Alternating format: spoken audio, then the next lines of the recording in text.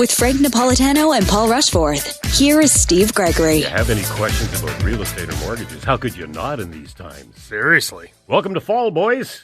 That's right. It's not going to feel like fall today, though. It's going to be beautiful this afternoon. A little chilly this morning. You guys all came in looking in your summer attire. Frank has his capris on. You got your shorts on. Greg has shorts on.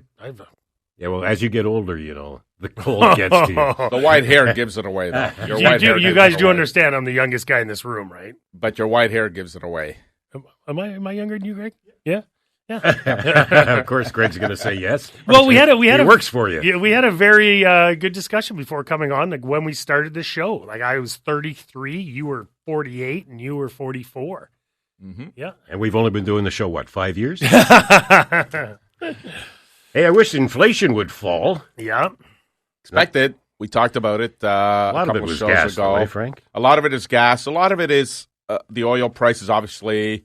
$94 last I checked a couple of days ago, as opposed to $68, $69 3 months ago. So, and what's going on? Yesterday I saw gas at $147. Today I had to fill up $157. Maybe we're out of the summer gas. I don't know. You remember we are out of the summer gas. It's it dropped 8 cents. Okay, well there you go. But now it's back. But it went up again. 11. But it's it came up down 10 from yesterday. Yeah. First of all, where'd you see gas at 147? Not in Orleans. Well, that's cheap. I mean, I saw it the other day at like 169. I don't look, so it doesn't matter to me. Oh, I forgot you're electric. Thank God. Here we go. I don't look. They're banning all electric vehicles. Did you hear? Did they? I got a charger in my house. I'm good. Yeah. All right, so now they're saying 50-50 on October 25th. A little less than 50-50. I still don't think they're going to raise prime, but it's possible. I mean, Tiff Macklem. Now there's going to be another reading that comes out. Another CPI report will come out before the end of October when the Bank of Canada makes their next announcement. Not to mention the fact there'll be a jobs report that comes out. So there's a number of factors that'll come into play. There's no question that everybody admits that the economy is slowing down. And that on its own should allow TIF to pull back because the shelter costs are going to come down on their own over the next 3 months. They already are. Well, so in October of last year, prime went up, if I'm not mistaken, a 0.5 percentage point. Went up another 0.5 percentage point in December. And then 0.25% last January. So there's still 1.25%. So the shelter costs this year versus last year were still off by 1.25%. So over the next 3 months, the shelter cost will probably still remain high. But then once we do the year over year come January, that's when we're going to see that number start to retract a little bit. And then that should allow the inflation numbers to come down back into the low 3s, maybe high 2s by early next year. So, but in the meantime, we're going to be in the 4s for the next reading will probably be in the 4s again. And then after that, because again, we're comparing gas now versus last year, and it was lower last year. So that's the increase. Food prices have gone up, but now there's some pressure on the grocers to lower prices of food starting after Thanksgiving. I don't know how they come up with these dates. So go ahead and overcharge until Thanksgiving, but then we're going to watch you after Thanksgiving. It seems crazy the way they do things. But you know what? I truly believe that house prices have remained stable throughout most of this year. We had the big drop in January, right, Paul? And then after that, it's been little increases or flat months, which is what we expect for the next year probably. But I get a lot of customers to call me, Paul, and say, I'm scared my house value is going to go down as we hit a recession or as the economy. And I say to them, I don't think so. Like, I don't know. I mean, talk to your realtor. But from my perspective, there's still a lot of demand out there, and as interest rates come down, that demand will ramp up, and the supply isn't exactly flying off the shelves either these days. So, but isn't the forecast that prices will come down in the fall, like for the rest of the year? No. The prices won't come down. I don't, like Frank said, I think they're going to be pretty flat and pretty stagnant. We've had our big increases from the end of January till now, and I think we might be pretty flat. Although this month's been very good for our team. I mean, it's been a great month. So who knows what's going to happen when the numbers come out. But it's I think it's going to be a little bit flat, which will put our year at the end of the year will put us underwater. Like we will be in a minus. We haven't been in a minus since 94, 95, something like that. So we will be. I know they predicted a 2 to 4% increase this year in the average sale price. It won't happen. I got derailed in January, right? I mean the significant decrease that happened in January derailed any chance of an increase for the year. Yeah, we went from ending the year at 691. So our April of last year, our high of 739. Ended the year at 691, so we were already coming down. And then the end of January, we're at 612. So that was our big drop. Since then, we've made our way up to 660, which is, a decent increase. But, where are we going to end? Will we end at 670 in an average sale price? Probably somewhere in that range will be our average sale price. Unless rates go up again. Yeah, unless rates go up again. But, go from 691 to, let's say 670, we may end the year. It's a drop. It's not a crazy drop. I mean, we rebounded a little bit from the end of January, but when you're used to the 2 to 4, 5, 6% increases, not including the COVID years, but when you the normal steady increase of, let's say, 2 to 6% is where we have been over the last decade, and people are expecting that. People, no one expects the value of their home to come down, and there's a lot of people who have bought a long time ago that the value of their home is way up. And then there's others who've bought in the last year, maybe year and a half, where, the value of your home is down. But we've always said it's a long-term play. Unless you have to sell, you're fine. It will eventually rebound. And what was the percentage increase in the COVID years each year? we went from 22, 19. The year before that, well, you know what? I have them. The year before that was 8%. The old man's got to put his glasses on. You know what? It's all. When it all comes into play, and like Paul said, I mean, when we look at year-over-year results, they're going to be down right up until January of next year. But then in February, when the January report comes out, we're going to get this whopping increase in value because we hit the rock bottom in January of last year. Yeah. So when they do the year-over-year, it's going to sound like, oh, my God, house values have skyrocketed during the year. But that's because that one significant decrease in January really impacted the numbers for the next 12 months. The Bank of Canada is getting back together two more times. More times, late October and early December. So, Steve, when we look back at the average sale price, we went through some lean years from 2012 to 2017. We were up, 2.4, 1.6, 1.2, 1.6, 1.2. And then we went up our average sale price in 2017, went up 5.5%. And we thought that was a home run year. We did, then 3.8. And then in 2019, we went up 8.4%, which we thought was a whopper, which is a whopper of a year, like 8.4%. And then the next year in 2020, went up 19.9. In 2021, it went up 22%. And last year, it went up 7%. So my math tells me that's about 50% in 3 years. It's unbelievable. Which is unbelievable. So people, if you bought in 2018, you are absolutely laughing right now. Yeah. Absolutely laughing. Even if they go down 30%, you're still up. You're still up 20%, right? So, and those are the clients that have their mortgages coming up for renewal this year, and that's the only bright light in all of this because they're coming off of mortgages in the 3s, and now they're having to renew in the 5s. But the bright light is your house has increased in value tremendously in the last 5 years. So at least you've got that to fall back on. It would be a lot worse if your house value remained static. That would be a lot worse for you. Are you seeing a lot of people tap into that equity because they have to? They don't have a choice. So what a lot of people are doing is they're taking some of the equity out, increasing the amortizations to try and keep the payments level, paying off all their debt, as much debt as possible. And we've even had some clients say, can we throw in another 10, 15, 20,000? We just want to have it in our bank account for that rainy day. And they do it because... On their line of credit, you mean? No. They're taking right out of the mortgage. So if their mortgage matures and it's $260,000, they've got $30,000 or $40,000 worth of debt, so that would bring it to $300,000. They'll say, why don't we do the mortgage for $320,000? This way we can get the extra $20,000, put it in a TFSA or put it somewhere that we've got it to back us up because this craziness is happening we didn't expect, and we want to be prepared for something else that might happen down the road that we're not expecting. So there's options. There's options, but the options are available in many cases because the property values have gone up so much that they've got way more equity than they ever imagined. Most people see that and are happy about it. Then you've got another group of people that are extremely disappointed because they had a certain plan to pay off the mortgage by a certain time frame, and all of a sudden that time frame has been extended because the interest rates are higher and the cost of everything else. Right? You're going to have house payments until you're... Well, and I think so too, and that's the conversation to have with someone is, listen, I mean, 5 years ago, if I told you your $450,000 house would be worth $700,000, you'd laugh and say, I wish. My God, that's winning a lottery. Well, it's happened. You won that lottery on the house value. So, yeah, your mortgage is $250,000 and you've got 12 years left on it. But now, because the interest rates are higher, your payments are higher, and you really can't afford it, that's okay. Let's increase it from 12 years to 17 or 18 years. Just for the next 5 years, if you want to take a 5-year fix because that's what you feel comfortable with, let's do that. And then 5 years from now, let's revisit it because the interest rates might be back down in the threes. And then we could be a little more aggressive or keep your payment the way it is now and knock down the amortization quicker. Well, that's the thing. If we come back down on interest rates in the next 2 or 3 years and Yes. you keep your payments the same, you may end up even by the time you're done the 5 years. Well, that's just it. But if interest rates come down, this is the problem. So you're really motivated and tempted to take a 5-year fix because that's the best interest that's out there today. The problem is that if 2 years from now, because it's an election year and we've hit a kind of a little bit of bump on the road with the recession and the interest rates are down to threes, you're going to be upset that you're at 5.5, 5 3/4, and everybody else is getting in at 3%. So that's why the variable has an attractive feature to it that allows you to write it out.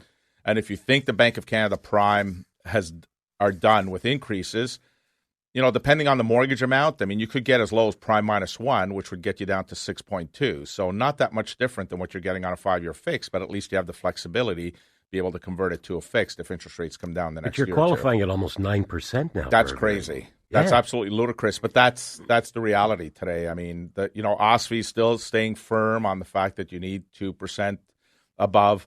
A lot of our group, professional Mortgage Professionals Canada, they're going to Parliament Hill on the 1st and the 2nd of October, just to meet with a lot of MPs and just display what's going on, what the feelings are, what Canadians are telling us, and how they're feeling. So hopefully, maybe they can get into the ear of OSFI and say maybe we want to scale that back a little bit to help Canadians right now. And Paul, you keep saying that now's the time because prices are probably as low as they're going to get. We'll talk about that when we come back. 521-TALK, 521-8255. Welcome back with Paul Rushforth and Frank Napolitano. This is Steve Gregory. All right. So you say listings are up. Listings are week by week. Listings are up. Yeah, they're up drastically, actually. Yep. Which is surprising, actually. Well, when we look at where we were last week compared to this week, we can look at new listings by week, sold properties by week, and average sale price by week, and all three are up over the week. So, is it taking longer to sell a house now or no? It is, yeah. And so when the numbers come out, we'll see what the average days on market are going to be. They're definitely climbing a little bit. And there's more listings in the market. There's almost 4,400 listings. When you include rentals, there's almost 5,000 listings on the market. So we're starting to get more listings, which is good and bad. I mean, we're starving for listings. The problem is there's so many buyers that have taken themselves out of the market. If we had But are they going to start coming back in now that you think prices have pretty much bottomed out? Right? I mean, there's some reports out there that say, in the next 3-4 months, we're going to go down. We're going to go down a little bit. I don't think that's going to happen. I think we're going to be stagnant, if not go up a little bit. We are going to our quieter season.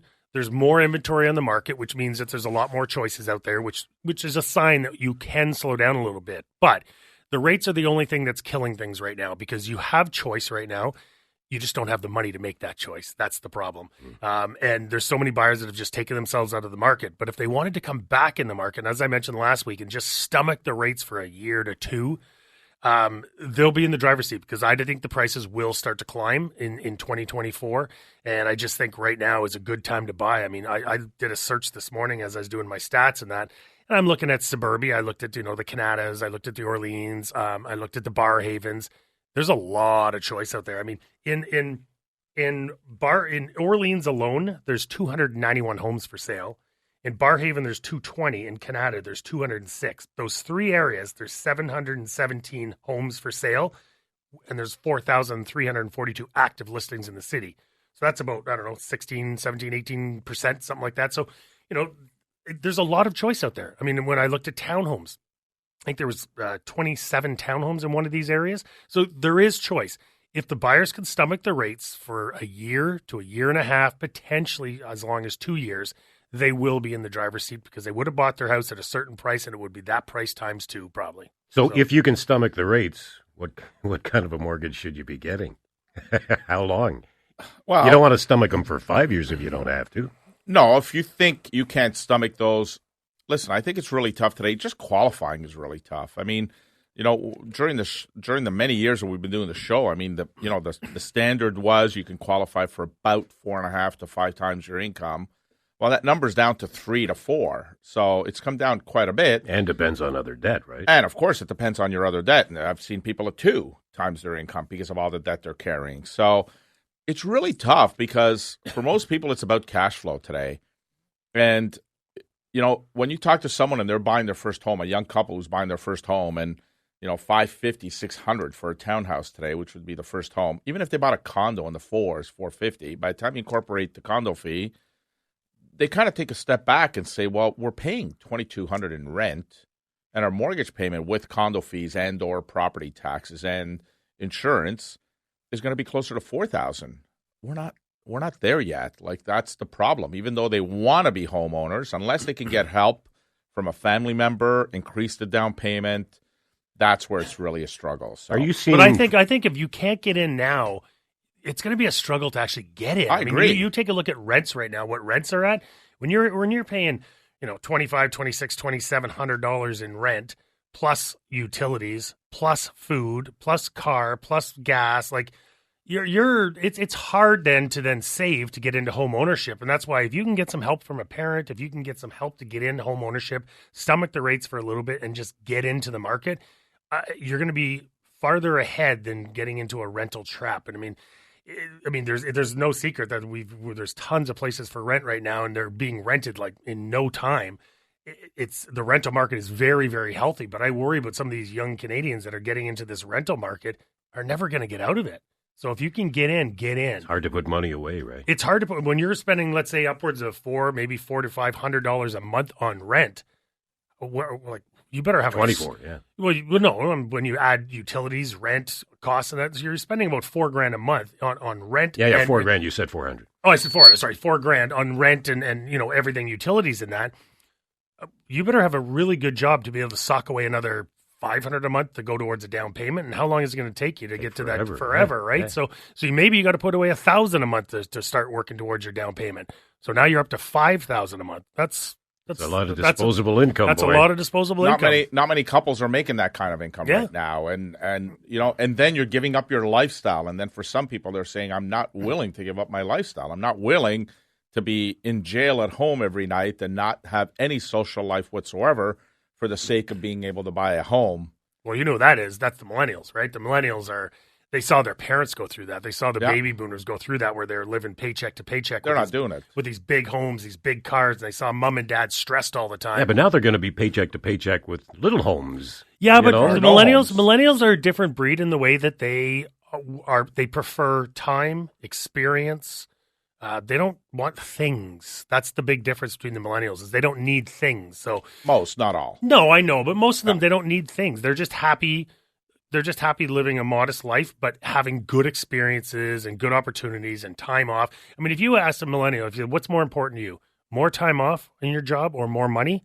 I bet you 95% of them would say more time off. So are we looking at this like a bunch of old guys? Is it possible that people are just not interested in having that goal of buying that house? Well, first of all, there's only two old guys in the room. Greg and I are young, so please don't consider us old guys. I don't know. A lot of gray on that side of the room. Gray there and white hair there. Boy. So, no, I mean, I think the dream should always be to own a home. But is it as important as it used to be? When we grew up, I mean, you got married, you bought a house. Yeah. That was it. That's what your goal was. They're both gone now. You don't see a lot of weddings either, I don't think. These days. Probably not. So you're not. I don't think that dream is gone. Is it the same situation that we went through? Probably not. Like have priorities changed? I guess priorities has probably changed. There's a lot of people that say, you know what? I don't want the hassle of upkeep of a house. I'm okay being a renter and calling my landlord every time there's a leaky toilet or this or that. I'm like, that is attractive. There's some days when I'm fixing up my place, and I'm not personally doing it, but when I have when I have to make that phone call, when I have to make that phone call. But you know what I'm saying? When you're having to renovate your house and fix this, and the roof's doing this and this. There's lots of days where I'm like, you know what? I wish I just rented. That's not my problem anymore. So there are the philosophy out there. There's some people in some generations and some cohorts that believe I don't care about owning a home. I'm just happy renting, and that's the truth. And that's okay. But I think what we're seeing now is we're seeing just that gap move further. So when Steve and I were growing up in the 40s, in the early 20s, you were hoping to buy a home when you're in your early 20s. 1920. I think I was 23, I think. So was I, 23 or 24. Then when Paul got into the business, it was probably 25 or 26 because he's not that much younger than us. But anyway. Well, when Paul got into the business, he did whatever his mother told him. That's true. That's true. And I still do. Mommy, I still do. Mommy, I want a house, Mommy. So, yeah. That's not what happened. 521-TALK, 521-8255. We'll be right back. Welcome back with Paul Rushforth and Frank Napolitano. So we're saying before the break, so 20s, early 20s for us, mid-20s for Paul. Today, 30s is normal. Like early 30s? Or early 30s to mid to late 30s is normal for somebody. And is there anything wrong with that? Nicer in the 20s, obviously. But if you can get to your early 30s, mid 30s, then you're probably kind of entrenched into your career at this point. Your income is probably sufficient enough. And, which means you've saved through your 20s. I think millennials will stay in a townhouse where it used to be, you start with the townhouse, then you graduate to a single home, and maybe the single home you get is the one that your forever home, which is 20, usually 25 was years. the starter single home. And then another one. Yeah. Then the big one. But yeah, you're right. I think So- we're already seeing more people staying with mom and dad, staying at home. And they're going to stay at home until... Hence, the second kitchen makes sense. Yes, hence, Okay? yeah. But Italians are so far ahead of everyone Save that else. furniture, too. Yeah, but you got to take the plastic off. There's more people in the No, house. because you know? the couches that we bought in the 70s are still brand spanking new. Yeah. When you see people come in and talk to you for a first-time home, how much do student loans impact their ability to qualify? So a lot of them say, well, we're not making payments yet because we're just into our new careers. But the number one, aside from the fact that the lender's going to say, what's the payment going to be? Because it's not going to be nothing forever. You need to budget that as well. It's not about whether the lender accepts it or not. It's the fact that you need to come to terms with the fact that you've got a $40,000 student loan. And eventually, soon enough, you're going to have to be making $300, $400, $500 payments. But it is debt. It will count. Of course against it's that. Of course it's that. Just, So how much of an impact does that have on first-time buyers? no different than any other debt that you have. I mean, it's a monthly payment that has Are to you seeing count. a lot of that debt? Not as much. And I know there's a lot of student debt out there, but unfortunately, a lot of kids these days that are graduated, they're forced to rent for 4, 5, 6, 7 years, unfortunately, because they're just in no financial position to be able to buy a home. Well, they're not. Half of them aren't even renting. They're staying with mom and dad. Or that. Yeah, they're staying with mom and dad. Now that is a way. I mean, I hope my kids aren't listening, but They are. but that is a This way. is being recorded. Yeah, Paul, I know, so I you know. know that Greg is Well, going to send it This right is to not your going to make kids. the YouTube video, folks. Yeah, but yes, I definitely hope my kids aren't listening. But if you want a great way to save some money and mom and dad are cool with it, staying at home, good job, save some money for a down payment, and that's what a lot of people are doing right now. That's the only way they can do it because they know if they get into that rent trap, they're not getting out of that rent trap, especially first-time home buyers or young Canadians who start their first job. They're maybe not making, the big bucks right now. How do you save money? You stay with mom and dad. Which is going on with people into their 30s now. Oh, yeah. Oh, God, I hope my kids aren't listening. But single mom, client of mine that I've got right now, her son's in university, and she's got 2 younger kids that are still in regular school, high school, and grade school. And she said her son has been so helpful because she's in a little bit over her head with her house. And her son is actually going to university and working part-time and helping the mom. So you're seeing that kind of, he wanted to stay apart from home, but he knew that it was too tough on his mom right now. And he made a choice to live at home with his mom, go to university and get a part-time job and help the mom pay some bills. So again, you're seeing a lot of that stuff as well. And especially with the divorce rate nowadays, right? I mean, you have a single mom, you have a mom and a dad who aren't living together, and sometimes one of them does need help. Maybe they're a little bit older. Maybe they do need help. But, yeah, we're seeing circumstances like that where it's actually beneficial for the mom or the dad to have son or daughter at home. Yeah, and I've got single parents that call me and say, like, my kid is 23 and working. Maybe I'm going to add them to the file so I can do a refinance and qualify for it. And I'm always skeptical of doing it because then that kid loses their first-time home buyer advantages. Right, they lose that land transfer tax credit because all we're doing is adding them. They're losing that potential first-time home buyer money from RSP at some point. So they're giving up some of those perks, and very few of them out there, those perks to be able to buy a house because they got to try and help a parent. But you do what you can. I mean, sometimes you've got your your shelter, and you want to keep your shelter. You don't want to go from owning to renting. You want to try and maintain your house as long as possible. So this week, the government introduced the bill to take the GST off for builders for rental properties. Rental properties, yeah. What are they going to do for first-time homebuyers, and when are they going to do it? Well, first-time home buyers, it's perceived that there's some nice that program benefits they have out now there. is Useless. garbage. Yeah, the first-time home buyer incentive program is garbage because there's share ownership that nobody wants to give to the government. Although anybody that took advantage of it a year and a half ago, now the government's kind of in the hole with them because the prices come down. But that only matters if you sell the property. If you don't sell the property, then it doesn't matter. So, but you know, And there's it's the till land the end of transfer time, tax. right? Yeah, It's till they sell. till they sell, 25-year amortization or until they sell. So, you know, we've got first-time home buyer RSP, $35,000. The new first-time buyer savings plan is now out. Only a couple of banks still have the accounts, but all of them will have it within the next month or two. So, again, there's an opportunity to put money away for years and then be able to take it out tax-free. What would be the best thing they could do? Increase amortization? I'd love to see that first-time home buyer incentive program ramped up a little bit and take away the share ownership. If we can do that. Why would they do that? Why would the government Because do that? why should they have share ownership? Because it's not working. Because Well, I know it's not working, but why? So the government's just giving out free cash? No. What they're doing is they're not giving out the free cash. They're saying you got to pay it back, but they don't get a share of the profit. Yeah. The problem is that they're getting a share of the profit if the value of the house goes up.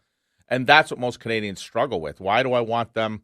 I don't mind, like if they gave me 5%. So if I put 5% and they give me another 5% interest-free loan that I got to pay back, but it's interest-free, but I got to pay it back, I'm okay with that. But if my house goes from $700 to $900 and I make $200,000 and they want another $10,000 of my profit, I don't want to do that. And I 100% agree with that, but I can't see the government saying, I'll tell you what, I'll give you free money.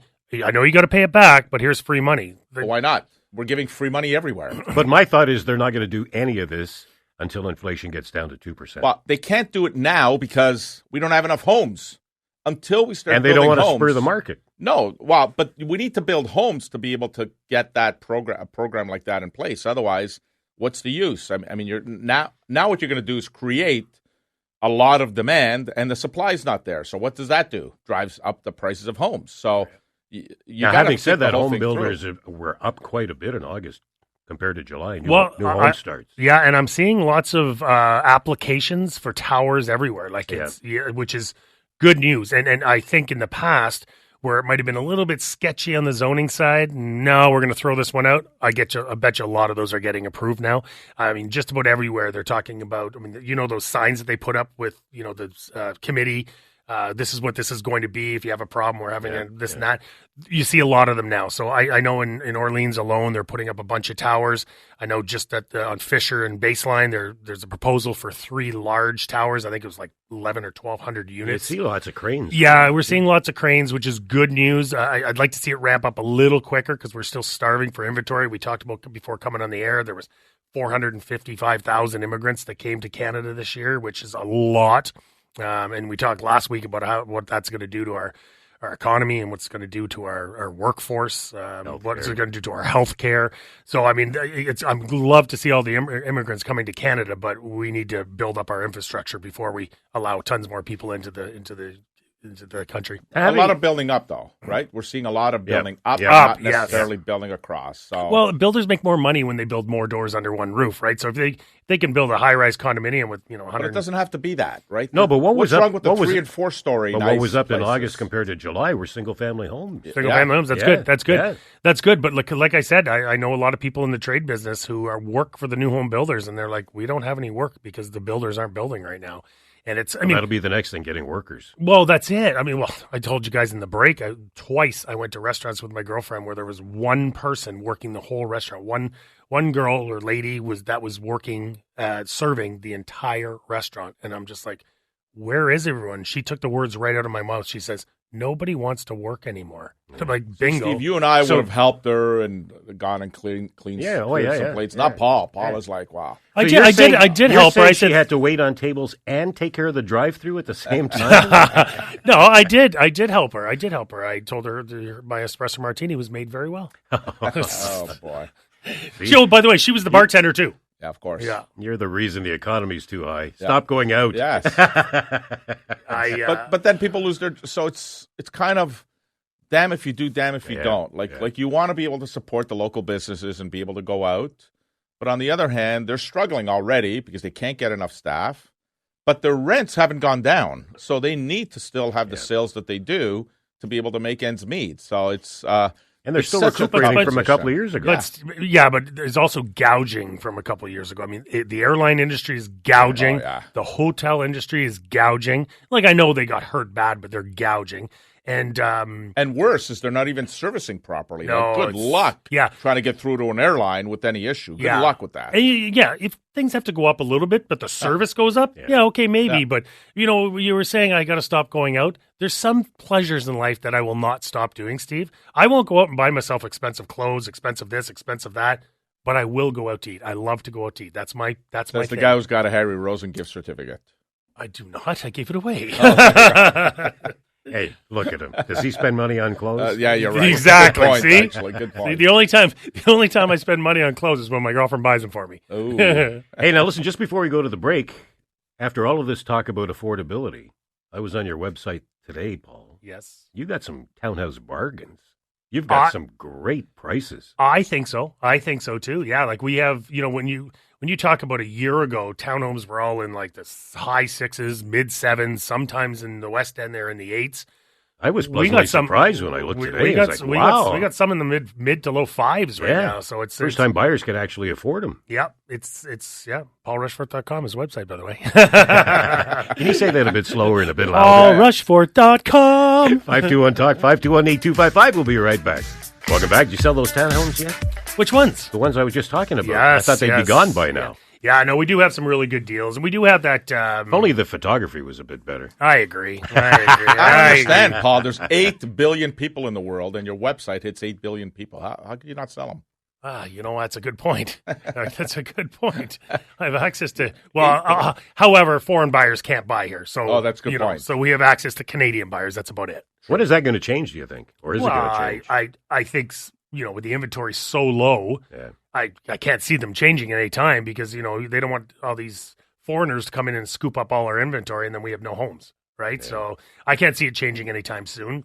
It's, it's detrimental to some cities like, the Vancouvers of the world, the Torontos of the world, but Ottawa. But it's right. It was the right move because in Vancouver, I think I read an article where there's something like 25% of condos that are empty year round. Yeah. And there's a lot of people looking for properties in Vancouver, and they can't find any because you've got the foreign buyers that have purchased them and just leave them sitting there. Yeah. Hey, after the roller coaster ride we've been on the last 3 years where you never knew from 1 month to the next what's going to happen, are we back to seasonal predictability now? Not yet. No? Not yet. I mean, yes and no. I mean, do we know a spring market's coming and we think it's going to be strong? Yes.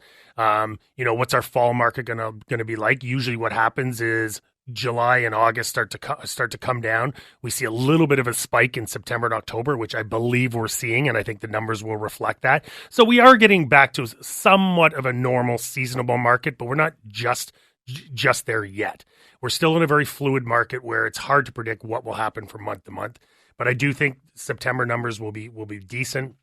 I think October, if it stays on this trajectory, will be quite decent as well. And then, November's always throw a dart and see what happens. Is it going to be good? Is it going to be bad? December's sleepy. And right? December's very sleepy. But I can tell you one thing. For people who have to list in November and December, and they're always disappointed, I'm listing in the worst time of the year. Not necessarily, because keep in mind, there's a lot of people that get transferred here. There's a lot of people that have to buy. There's a lot of people that want to buy. There's people that are trying to get into the market. And if you're on the market in November and December, my guess is there's not going to be as many listings on the market. A lot of people take their homes off the market in December to celebrate Christmas. You might stand out. And let's be honest, people who are looking for homes in November and December are serious buyers. You don't want to be trancing through people's houses when it's, usually it's not that cold in November, but when it's like minus 10, 20, something like that, you don't want to be looking at homes unless you are in the position to buy a home. So, yeah, I think that there's no real bad market in Ottawa or in the world, really. There's no real bad market. You either list in, let's say the October, November, December, January, where there's not as many buyers, but you're not going to have as much competition on the market. And then you go to the spring market And, you won't be able to cheat on price in the spring market because you'll have there'll be more inventory on the market, so you'll have a lot more competition. And rates may be down, too. So, is it a bad idea to get your house on the market November, December, January? I don't think so. I mean, and keep in mind, our spring market really starts around the 15th to the 20th of January is where we really start picking up steam. So if someone says, I really want to get my home sold this spring, I would say get your house on the market late Jan, Feb, early March. After that, we're in our hot spring market. And with today being the first day of fall, what should people be doing if they're thinking of selling in December, January? Well, I could tell you what they should be doing. And Greg did a bunch of them this week, Greg? Greg went out and did all the exterior pictures in one house we're about to put on the market in the spring. Greg shot this week. That is a absolute dream. Oh, just a stunner. The backyard in this place in almost 20 years of doing this, it's one of the nicest backyards I've ever seen. So the point is, get your pictures. Get your pictures now, yeah. If you've got some great landscaping, you haven't closed your pool quite yet, get us in now. But can you help people that make the mistake of not taking pictures? I'll refer back to Paul on that one. So the one thing Greg can do, and he did for me, so if you come to us, let's say in October, that's probably a little bit too late. But let's say you come to us in the next 3 weeks and your pool's already closed. Your in-ground spa's already closed. I know, and they look horrible when they're shut up. They do look horrible. But what Greg can do is he can virtually stage them so they look like they're open. And he did it for me when I sold my house in Navan. I was not looking to sell. I put all my furniture away, and you guys saw my house and how much furniture I had. It took me at least a day to put everything away. And then I thought, you know what? Maybe I'm going to sell now. I had to put it all back. Greg had to come out. He made my in-ground spa look like a dream. He made my pool that was closed look like the most inviting pool you wanted to jump into. But to get to your point, Steve, yes, we're going to have leaves falling very soon. They're already changing color. Gardens are going to start to get a little bit shoddy. There's going to be starting to get like the wilting of the flowers. But even if you're not expecting to list your house, things happen. It's nice to have that as a backup, that if you do have to list, yes, you've got it ready to go. Well, this couple that are friends of mine that Greg shot at this week, they're not 100% that they are going to be buying and selling. They're looking right now. They want to buy and sell, but they're looking for a unique product, and their house is a dream. And it might not, but we wanted to make sure that if they were looking, if they found something for Jan, Feb, that that Greg was there taking the pictures and we're ready to go come that period. All right, final question for you, Frank. I don't understand these rates. 1 year 679, 5 year 609, 10 year 624. Just shows you what's going on here. Shows you variable rate 690. Yeah. Well, again, that's there's better than that available. I mean, we post our rates that most people have access to, as opposed to just 2 or 3% of people have access to, so we don't bait and switch. But, the rates are inverted today. The bond markets are inverted, where the 1 year bond market is significantly higher than the 5 year, and then the 10 year is just slightly higher. And 10 years not even attractive. It's like, well, it's not attractive because it's 10 years and the rates are elevated right now. So I think there's a lot of people kicking themselves for not taking the 10 year 2 years ago when the 10 year was in the threes. Yeah. In hindsight, but hindsight's 2020. Yeah, so who knew, right? Who knew? Who knew we were going to have the increases? Yeah. When you got the Governor Bank of Canada saying rates are going to, Canadians spend, like it's okay, rates are going to be low for a long time. Yeah, spend, borrow. Yeah, borrow, spend, borrow. It doesn't matter. So before we get to the birthdays, you're able to ask Frank one last question. Can I ask Frank one last question? Of course you can. Do you feel it's cool for a grown man to wear capris? There's no such thing as capris. Okay, I'm short. Okay, I'm 5 foot. I just wanted to end the show with that. Okay? I just wanted to end the show with that. You go with that. Yeah. Speaking of, Petra just texted me and she said an appointment has been confirmed with Callum and Michael for next week. For Spence Diamonds? All right. Thanks for that, Frank. Thanks for that. Yeah. So, happy spending. Yeah. Diamonds are at all-time low, by the way. Okay, so. Hey, where are you going to be next week? I'm going to be in Italy, so I'm going to be calling in from Italy, from the beautiful island of Capri to do the show. See, Capri. Capri, isn't that fitting? Yes. See, that's I have been to the island of Capri, and it's beautiful. It is beautiful, so I'm looking forward to it. Let's hope it's not like the time he was in Vegas with the clinking of the beer bottles. Stop it. Birthdays. Yeah, I've got our president who's going to be doing the show for me 2 weeks from now because I'll be on a flight back from Italy during that day. So Sherry Cree celebrating her birthday. She's still a young pup. Luca Guercio celebrating his birthday this week.